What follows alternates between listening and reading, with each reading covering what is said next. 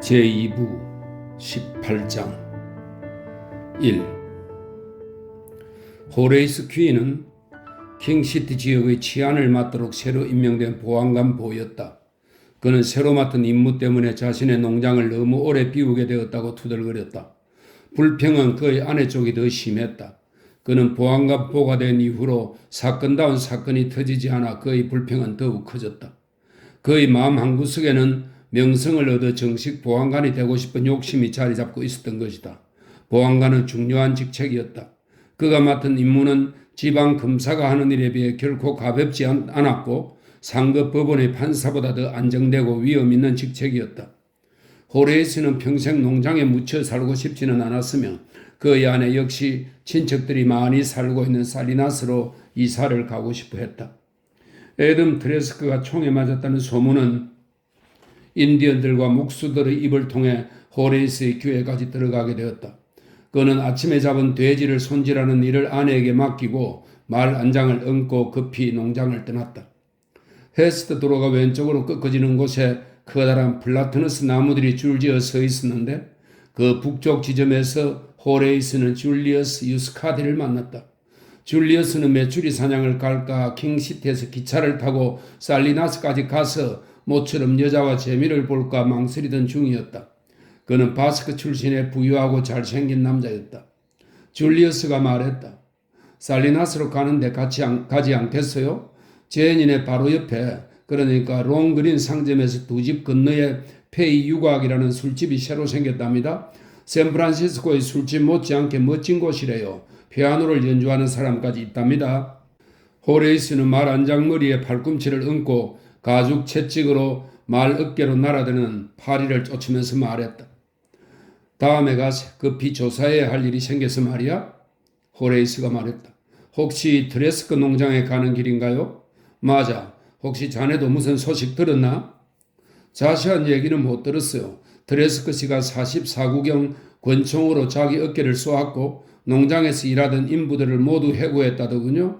어떻게 44구경 권총으로 자기 어깨를 쏘아서 자살하려고 할 수 있을까요? 그야 모르지. 동부 사람들은 머리가 좋으니까. 그 집 부인이 얼마 전에 출산을 했다면서?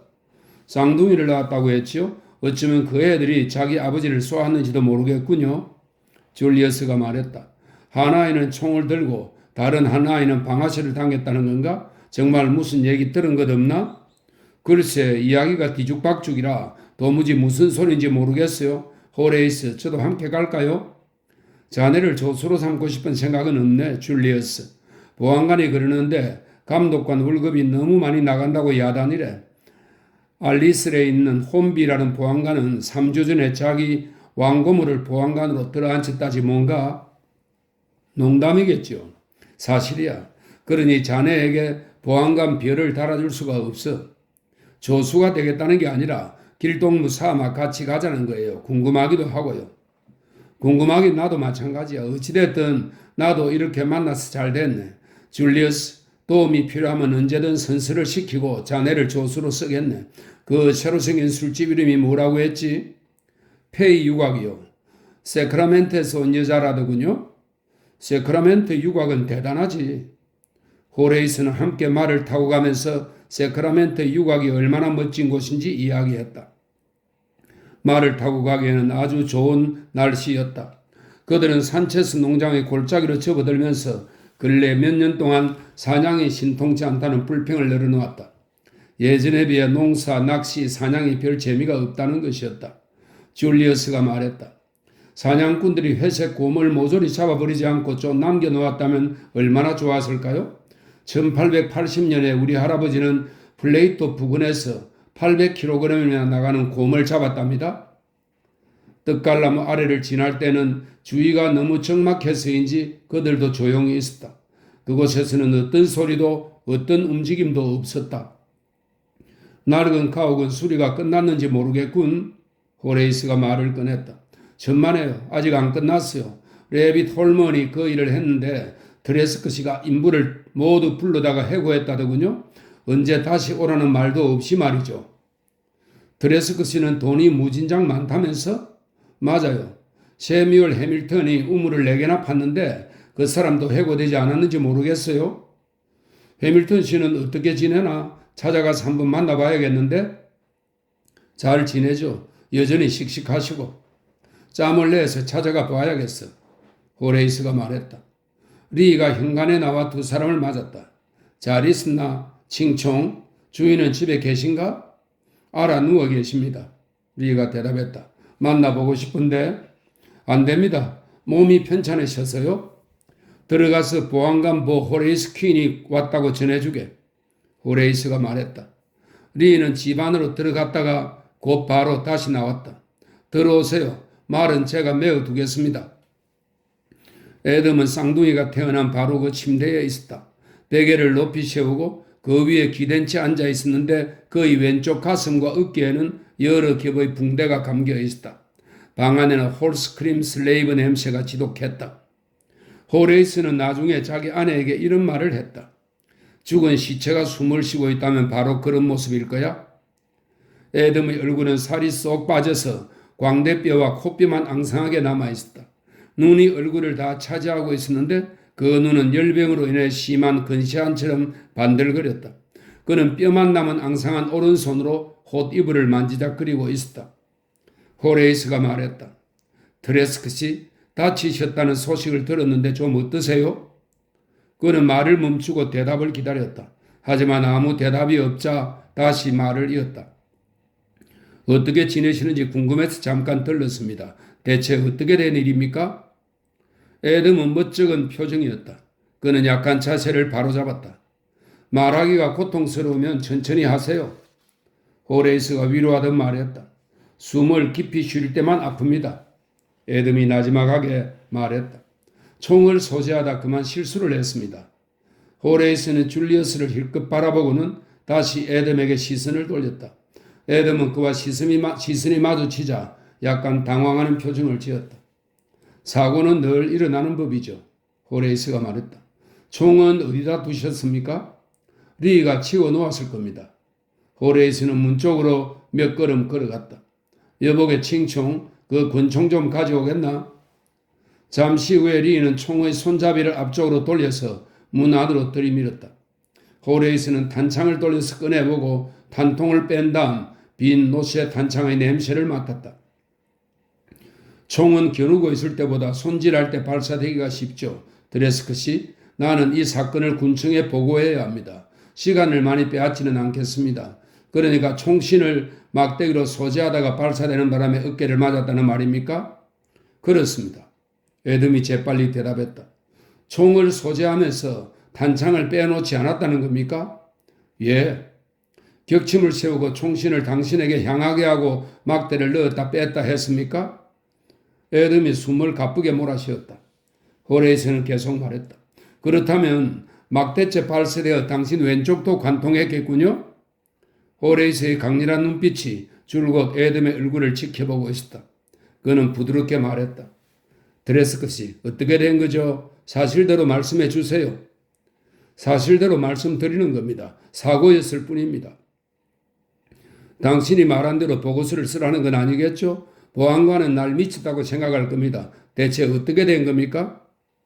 난 총을 잘 다루지 못합니다. 총을 닦다가 총알이 나왔을 뿐입니다. 호레이스의 코에서 씩씩거리는 소리가 새어나왔다. 그는 소리를 내지 않으려고 입으로 숨을 쉬었다.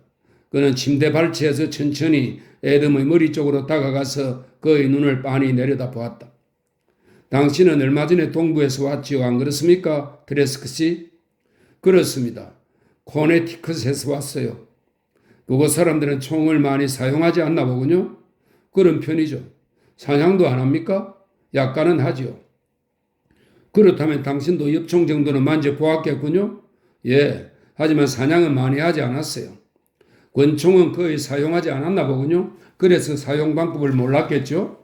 그렇습니다. 애덤이 꼬박꼬박 대답했다. 그곳에선 아무도 권총을 소지하지 않습니다.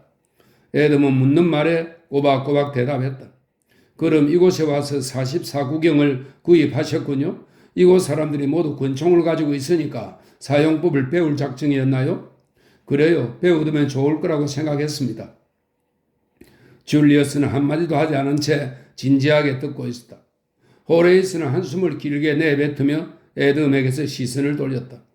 에돔은 어디에다 시선을 둘지 모르는 듯 줄리어스를 슬쩍 보고는 자기 자신의 손을 내려다 보았다. 호레이스는 옷장 위에 권총을 놓은 다음 그 옆에 탄약을 나란히 늘어놓으며 말했다. 아시다시피 나는 얼마 전에 보안관포가 되었습니다. 내가 맡은 임무를 착실히 해 나가다 보면 몇 년 후엔 정식 보안관이 될 겁니다. 그런데 내게는 이 일을 할 만한 배짱도 흥미도 없는 것 같군요. 에돔은 초조하게 그를 쳐다보았다. 전에는 어느 누구도 나를 두려워하지 않았죠. 나를 화나게는 했어도 두려워하지는 않았어요. 이 일은 사람을 너무 치사하게 만들어요. 내가 너무 초라하게 느껴지는군요. 줄리어스가 짜증스럽다는 듯이 말했다. 그래도 끝까지 조사를 해야죠. 지금 당장 그만둘 수는 없잖아요. 피려먹을 이러지도 저러지도 못할 처지가 되었군. 좋아요. 드레스크 씨, 당신은 미 합중국 기병대에 복무했다고 하셨죠? 기병대의 무기는 카빈총과 권총 아닙니까? 그런데 당신은 그는 말을 멈추고 침을 삼켰다. 어떻게 된 겁니까, 드레스크 씨? 에덤의 눈이 점점 커지는가 싶더니 눈시울이 붉어지면서 눈물이 고였다. 그건 사고였습니다. 그는 속삭이듯 말했다. 목격자가 있었습니까? 사고가 일어났을 때 부인도 함께 있었나요? 에덤은 아무 대답도 하지 않았다. 호레에서는 그가 눈을 지그시 감는 것을 보았다. 드레스크 씨, 몸이 안 좋다는 것은 알고 있습니다. 될 수 있으면 당신을 편하게 해드리고 싶습니다. 부인과 얘기를 나누는 동안 좀 쉬도록 하세요.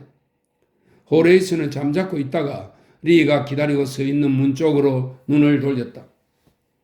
칭총, 부인께 내가 잠깐만 뵙자고 한다고 전해주게. 리는 아무 대꾸도 하지 않았다. 에덤은 눈을 감은 채로 말했다. 아내는 어디 좀 다니러 갔습니다. 그럼 사고가 날 때 부인은 이곳에 계시지 않았습니까? 호레이스는 줄리어스를 힐끔 쳐다보았다. 그는 입가에 묘한 미소가 떠올랐다. 호레이스는 그가 자기보다 먼저 무언가를 알아차렸다는 생각이 들었다. 그에게서 뛰어난 보안관이 될 소질이 엿보였다. 이거 참 재미있는 이야기이군요. 부인은 2주 전에 쌍둥이를 낳았습니다. 그런데 지금 어딜 다니러 가셨다고요? 아이들은 데리고 나갔습니까? 좀 전에 아이들이 우는 소리를 들었던 것 같은데? 호레이스는 침대 위로 몸을 숙이면서 에덤의 꽉 움켜진 오른쪽 손등위에 손을 얹었다. 이렇게까지 하고 싶지는 않습니다만 이제 와서 중단할 수도 없군요, 트레스크 씨. 그는 큰 소리로 불렀다. 어서 사실대로 말씀해 주세요. 이건 단순한 음포가 아닙니다. 엄연한 법적 문제죠. 자, 눈을 뜨고 말해 보세요. 그렇지 않으면 부상 중이라도 연행할 수밖에 없습니다. 에덤은 눈을 떴다. 그의 눈은 목류병 환자처럼 멍했다. 그의 목소리는 높낮이도 힘도 감정도 없이 무미건조하게 흘러나왔다. 마치 자기 자신도 이해하지 못하는 언어를 완벽하게 발음하는 것 같았다. 아내는 집을 나갔습니다. 어디로 갔습니까? 나도 모릅니다. 그게 무슨 말이죠? 아내가 어디로 갔는지 나도 모른단 말입니다. 그때 줄리어스가 침묵을 깨고 끼어들었다. 부인이 왜 나간 거죠? 나도 모릅니다. 호레이스는 화가 나서 소리쳤다. 트레스크 씨, 이러지 마세요. 내 추측이 틀렸으면 좋겠지만 당신은 진실을 숨기고 있어요. 부인이 집을 나간 이유를 분명히 알고 있죠? 나도 그 이유를 모릅니다. 부인께서 몸이 안 좋았습니까? 이상한 행동을 하지는 않았나요? 아닙니다. 호레이스는 뒤에 있는 리를 바라보며 말했다. 칭총, 자네는 이 일에 대해 뭐 아는 것 없나? 저는 토요일에 킹시티에 갔다가 자정무렵에 돌아왔어요. 그때 주인 어른이 마루에 쓰러져 있었습니다. 그럼 자네는 사고가 났을 때 여기에 없었군? 그렇습니다. 좋아요. 그럼 다시 트레스크 씨에게 묻겠습니다. 칭총, 자세하게 볼 수 있도록 저 차양을 조금만 올려보게. 됐어. 한결 났군. 그럼 더 이상 의혹이 없도록 몇 가지만 물어보겠습니다. 부인은 집을 나갔다고 했죠? 그럼 부인이 당신을 쏘았습니까? 그건 사고였습니다. 좋아요. 당신 말대로 사고라고 칩시다. 하지만 총은 부인의 손에 들려 있었죠? 사고였다니까요? 이런 식이면 정말 곤란합니다. 하지만 부인이 집을 나갔다고 하니 찾아야겠군요. 꼭 어린애들이 하는 놀이 같군요. 당신이 일을 이렇게 만들고 있어요. 결혼한 지는 얼마나 되었죠? 1년쯤 됐습니다. 결혼하기 전에 부인의 이름은 뭐죠? 에덤은 한동안 말을 않다가 조용히 대답했다. 말할 수 없습니다. 말하지 않기로 약속했거든요. 또 이렇게 나오는군요. 부인의 고향은 어디죠? 모릅니다. 트레스크 씨, 이런 식으로 진술하면 감옥에 가게 됩니다. 부인의 인상착의를 말해보세요. 키는 어느 정도죠? 애덤의 눈이 빛났다. 키는 크지 않습니다. 체구가 작고 날씬하죠. 좋습니다. 머리 색깔은요? 눈동자는요? 예뻤습니다. 예쁘다고요? 예. 혹시 흉터 같은 건 없습니까? 없습니다. 아니, 이마에 흉터가 있어요. 본명도 고향도 행선지도 인상착의도 모른다니 당신은 나를 바보 취급하는군요? 애덤이 말했다. 아내에게는 비밀이 있었어요. 나는 그걸 캐묻지 않기로 약속했죠. 아내는 누군가를 두려워했습니다. 애덤이 갑자기 울음을 터뜨렸다. 그는 온몸을 떨며 거칠게 숨을 쉬었다. 그것은 절망적인 울부짖음에 가까웠다. 호레이스는 심기가 불편해졌다. 다른 방으로 가세, 줄리어스. 그는 앞장서서 거실로 나갔다. 좋아, 줄리어스. 자네 생각은 어떤지 말해보게. 저 사람 제정신이 아니지? 글쎄요. 그가 자기 아내를 죽였을까? 나도 언뜻 그런 생각이 들었어요. 내 생각도 그래. 호레이스는 그렇게 말하고는 급히 침실로 들어가서 권총과 탄피를 갖고 나왔다. 이걸 깜빡 잊었지 뭐야? 이 짓도 올해는 못 해먹겠군? 호레이스가 말했다. 앞으로 어떻게 할 작정이죠? 줄리어스가 물었다. 글쎄, 이번 사건은 내 능력 밖의 일인 것 같아. 자네를 정식으로 고용할 생각은 아니었네만 어쩔 수 없군. 자, 오른손을 들어보게. 난 선서하고 싶지 않아요, 호레이스. 살리나스에나 갈 겁니다. 이젠 어쩔 수 없으니 선서하고 내 조수가 되어야 하네. 줄리어스, 그렇게 하지 않으면 자네를 체포할 수밖에 없어. 줄리어스는 내키지 않는 듯 손을 들고 선서문을 복창했다. 이게 길동으로 따라온 데 대한 대가인가요? 아버지가 아시면 가만 계시지 않을 텐데 할 수 없군요. 지금부터 뭘 하죠? 줄리어스가 말했다. 나는 본부에 가서 보안관에게 보고를 해야겠어. 트레스크를 연행해야겠는데 지금 데려갈 수는 없겠고 그러니 자네가 여기에 남아줘야겠네, 줄리어스. 미안하게 됐어. 총은 가지고 있나? 없어요. 그럼 이 총을 받고 내 보안관 휘장을 달도록 하게. 그는 셔츠에 달린 별 모양의 휘장을 떼어 줄리어스에게 내밀었다. 얼마나 걸리죠? 될 수 있는 대로 빨리 올 거야. 자네는 트레스크 부인을 본 적이 있나? 아니요, 한 번도 못 봤어요. 나도 마찬가지야. 보안관을 만나면 트레스크가 자기 아내 이름뿐만 아니라 아무것도 모른다고 보고해야겠군. 키가 작고 예쁘다고? 그게 유일한 인상착의라니 원. 목이 잘릴 게 분명하니 보고 전에 사표부터 내야겠어. 저 사람이 아내를 죽였을까? 내가 그걸 어떻게 알아요? 화내지 말게. 줄리어스는 총을 들어 탄창에 탄약을 넣고 들어보았다. 호레이스, 좋은 수가 있는데 가르쳐 드릴까요? 어서 말해보게. 세뮤얼 해밀턴이 그 여자를 알아요. 레비 말로는 그가 아이들을 받았다더군요. 그리고 해밀턴 부인이 산모를 돌봐주었고요. 가는 길에 해밀턴 씨 집에 들러보세요. 그 여자의 생김새를 알 수 있을 겁니다. 보안관은 자네가 되어야겠군 그래? 호레이스가 말했다. 좋은 생각이야. 가는 길에 들러봐야겠어. 난 여기서 뭘 해야 하죠? 자네는 트레스크가 도망치거나 자해하지 못하도록 지키기만 하면 되네. 알겠나? 조심하게. 2. 자정 무렵 호레이스는 킹시티에서 화물열차를 탔다. 그는 기관실에서 기관사와 밤을 새우고 이튿날 이른 새벽에 살리나스에서 내렸다. 살리나스는 군청 소재지로 나날이 발전을 거듭하고 있었다. 산호세와 샌루이스 오비스포 사이에 위치한 비교적 큰 도시에 속한 이곳은 인구가 2,000명에 가까웠으며 앞으로 더 발전할 것으로 기대되었다. 호레이스는 서든 퍼시픽 철도역에서 걸어나와 간이 식당에 들러 아침을 먹었다. 공연히 이런 시간에 보안관을 찾아가 신경을 곤두서게 하고 싶지는 않았다. 그는 식당에서 우연히 세뮤얼의 아들인 윌 해밀턴을 만났다. 검은 무늬가 들어간 흰색 양복을 차려입은 그는 신수가 훤해 보였다. 호레이스가 그 옆자리로 가서 앉았다. 윌, 잘 지내나? 아, 예, 잘 지냅니다. 여긴 사업차 들른 건가? 예, 그래야 할 일이 있었어요.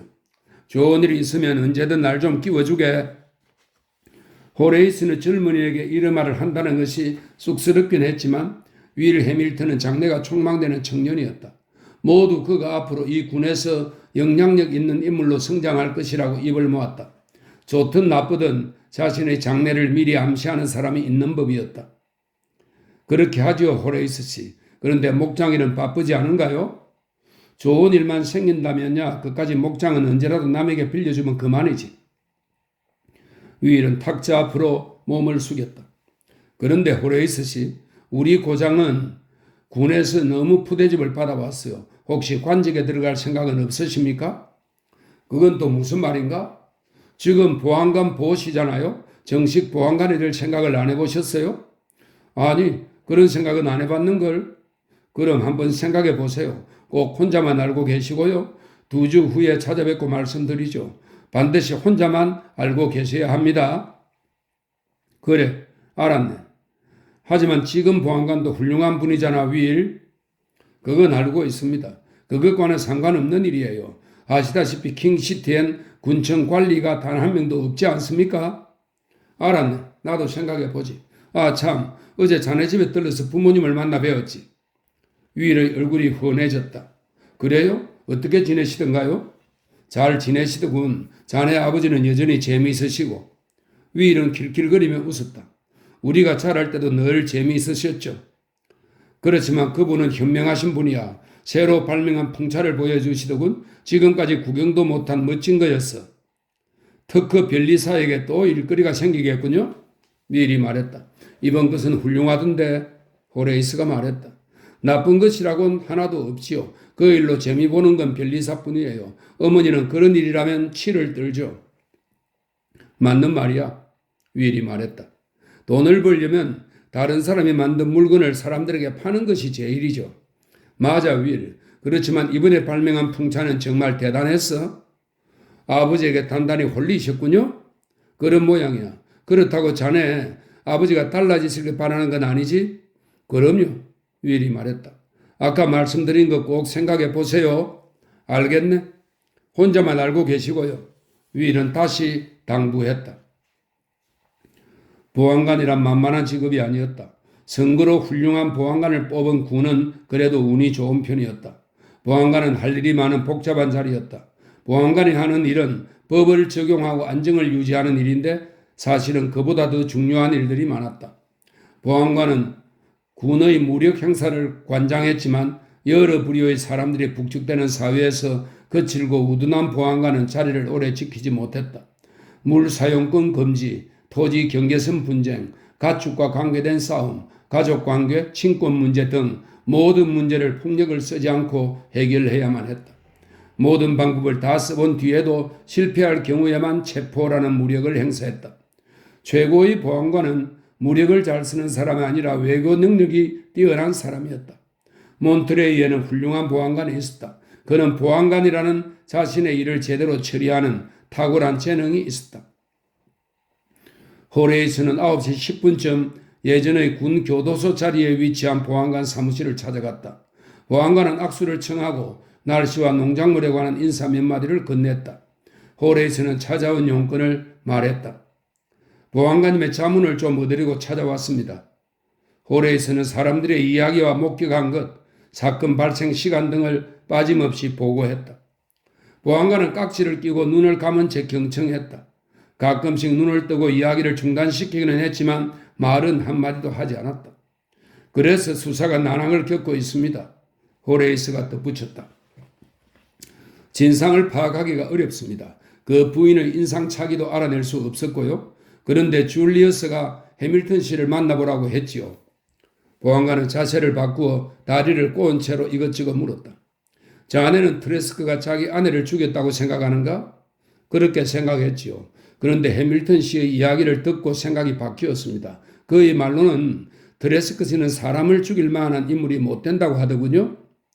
어느 누구나 살인을 할 수 있지. 보안관이 말했다. 방아쇠만 당긴다면 총알은 그냥 날아가는 거니까. 보안관이 말했다.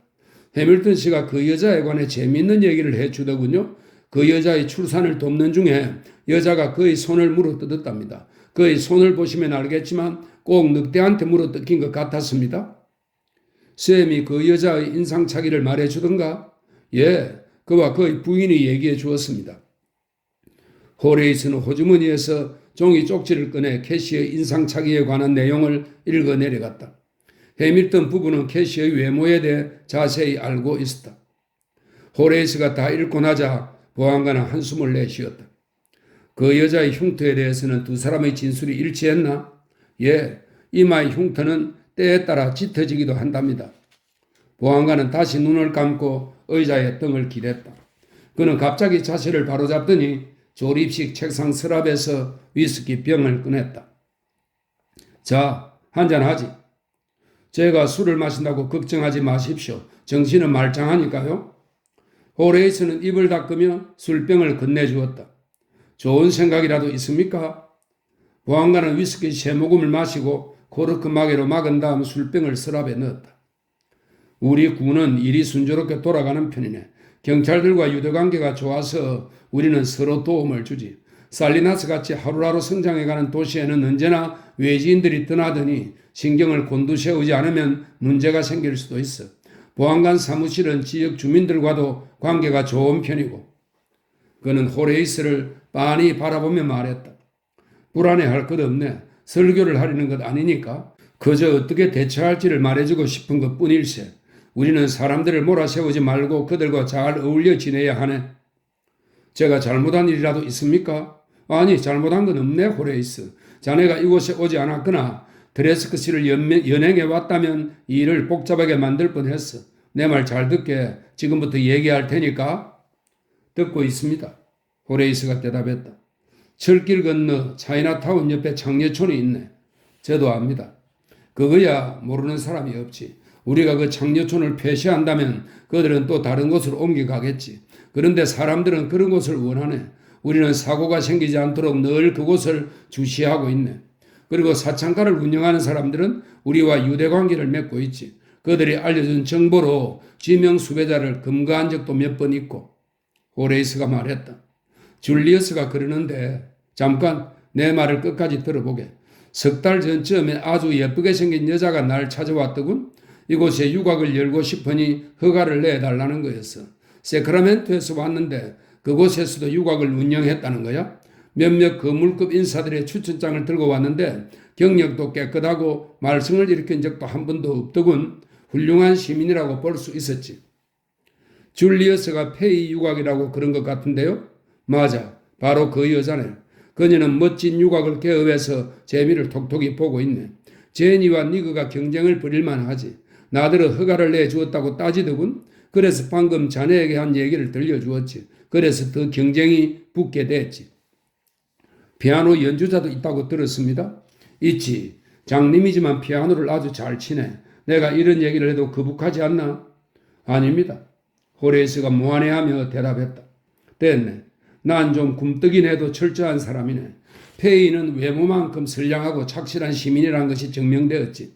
조용하고 좋은 유곽이 있는 것도 괜찮고. 그런데 우려되는 일이 한 가지 있네. 집을 뛰쳐나온 몰지각한 여자가 그런 집으로 들어가면 그 남편이 찾아가 야단 법석을 피우지. 그러면 교회와 주부들이 들고 일어나 유곽은 악의 소굴이라는 이름표를 달고 어쩔 수 없이 폐업하게 되는 걸세. 아, 그렇군요. 호레이스가 나지막하게 말했다. 내 말을 가로막지 말게. 자네가 미리 짐작한 일을 말하긴 싫으니까. 페이가 일요일 밤에 쪽지 한 장을 보내왔네. 여자가 한 명 들어왔는데 아무래도 수상한 구석이 있다는 내용이었지. 훌륭한 장녀가 될 소질이 있긴 하지만 가출한 여자처럼 보인다더군. 대답도 그럴듯하고 술수도 보통이 아니라고 했어. 그래서 내가 직접 찾아가 그 여자를 만나보았네. 꾸며대는 것 같아도 이상한 점은 찾을 수 없었어. 나이도 제법 들었으니 간섭할 바도 아니고 말일세. 보안관은 두 손을 펴 보였다. 자, 내 얘긴 바로 이걸세. 우리는 어떻게 처리해야 좋을까? 그 여자가 트레스크 부인이라고 확신하시는 겁니까? 보안관이 대답했다. 양미간이 넓고 건발에 이마에는 흉터가 있더군. 일요일 오후에 들어왔고. 호레이스는 울고 있는 애덤의 얼굴을 떠올렸다. 아니, 그럴 수가 있습니까? 보안관님, 다른 사람을 보내 트레스크 씨에게 그 얘기를 전하도록 하십시오. 그런 말을 하느니 전 차라리 이 일을 그만두겠습니다. 보안관은 멍하니 허공을 쳐다보았다. 그 사람이 자기 아내의 이름이나 고향을 모른다고 했지? 그 여자한테 완전히 당했군. 불쌍한 친구 같으니. 호레이스가 말했다. 그 불쌍한 사람이 그 여자에게 홀딱 빠져 있어요. 맙소사 다른 사람을 보내 얘기하도록 하세요. 저는 그런지 못합니다. 보안관은 자리에서 벌떡 일어났다. 나가서 차나 한잔 하세요. 두 사람은 한동안 말없이 거리를 걸어갔다. 호레이스, 보안관이 먼저 말을 꺼냈다. 내가 이 사실을 조금만 퍼뜨려도 군 전체가 벌집을 쑤셔 놓은 듯 할 걸세. 그렇겠죠. 그 여자가 쌍둥이를 낳았다고 했지? 예, 아들 쌍둥이죠. 호레이스, 내 말 잘 듣게. 이 사실을 알고 있는 건 그 여자와 자네, 그리고 나 이렇게 세 사람뿐이야. 난 이 사실을 입 밖에 내면 이 군에서 쫓아버리겠다고 그 여자에게 경고를 하러 갈 참이네. 호레이스, 어머니가 장녀라는 걸 알게 되면 그 자식은 어떻겠나. 그러니 입을 함부로 놀려서는 안 돼. 자네 아내에게도 마찬가지일세. 명심하게. 3. 애덤은 커다란 떡갈나무 아래 의자에 앉아 있었다. 왼쪽 팔은 어깨를 움직이지 못하도록 옆구리까지 붕대가 잘 감겨 있었다. 리가 바구니를 들고 나왔다. 그는 애덤 옆의 바닥에 바구니를 놓고 다시 집 안으로 들어갔다. 잠을 깬 쌍둥이는 바람에 살랑거리는 떡갈나무 잎사귀를 쳐다보느라 조용했다. 마른 이파리 하나가 바람에 흩날려 아기 바구니 속으로 떨어졌다. 애덤은 몸을 숙여 나무 잎을 끄집어냈다. 애덤은 셰뮤엘이 가까이 올 때까지 말 발국 소리를 듣지 못하고 있었다. 하지만 벌써부터 그가 오는 것을 알고 있던 리는 의자 하나를 내다 놓고 말을 헛간으로 끌고 갔다. 셰뮤엘은 조용히 앉았다. 그는 애덤을 편하게 해주려고 그를 정면으로 바라보지 않았고 또 그를 힘들게 할 정도로 너무 외면하지도 않았다.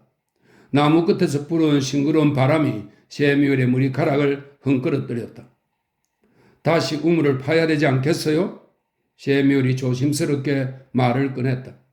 애덤의 목소리는 너무 오랫동안 말을 하지 않은 탓인지 쉬어 있었다. 아닙니다. 이젠 우물 같은 건 필요 없어요. 그동안 한 일에 대해서는 보수를 지불해 드리겠습니다. 셰뮤엘이 아기 바구니 쪽으로 몸을 숙여 손가락으로 손바닥을 건드리자 한 녀석이 꽉 움켜쥐고 놓지 않았다. 사람이 버려야 할 나쁜 버릇 중에 하나가 충고지요? 충고 따윈 필요 없습니다. 충고를 좋아하는 사람은 없지요. 그건 충고를 하는 사람의 선물이죠. 애덤, 교회관 일을 계속 추진해요. 무슨 계획 말이죠? 연극을 하듯 살아봐요. 시간이 흐르고 세월이 지나면 그게 진실이 될 겁니다. 내가 왜 그래야 하는 거죠? 애덤이 물었다. 셰뮤엘은 쌍둥이를 들여다보았다.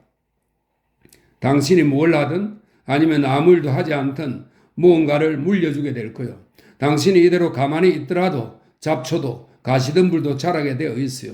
무언가가 계속 자라게 될 겁니다.